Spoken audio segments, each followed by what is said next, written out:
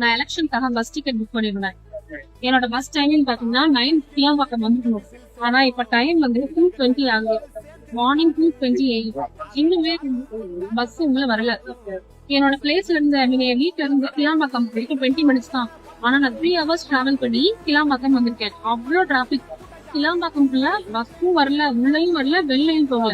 ரொம்ப நேரமா இருந்தா வடலூர்ல இருக்கேன்னு சொல்றாங்க, இன்னும் உள்ள வரல. சவுத் ஜோன் டிராவல் பண்றேன். எனக்கு அரௌண்ட் 7 to 8 hours ஆகும் என்னோட பிளேஸ் போறதுக்கு. நான் நாளைக்கு ஒரு ஆஃப்டர்நூன் போல ரீச் ஆயிட்டு கூட நான் வந்து ஓட் போடுவேன்னு வச்சுக்கோங்க.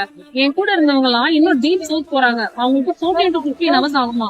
அவங்க போறதுக்குள்ள பூத் எல்லாம் க்ளோஸ் பண்ணிட்டாங்கன்னா அவங்க எப்படி அவங்களோட ஓட்டை காசு பண்ணுவாங்க? 100% வந்து போலிங் ரேட் வேணும்னு கேட்குறீங்கல்ல. அப்போ இந்த மாதிரி டிராபிக் மேனேஜ்மெண்ட் இதெல்லாம் நீங்க ப்ராப்பரா பார்த்தா தானே அவங்க எல்லாருமே போயிட்டு ஓட் எல்லாம் போட முடியும். இங்க இருக்க நிறைய பேரு குழந்தைங்க எல்லாரையும் கூட்டிட்டு வந்திருக்காங்க.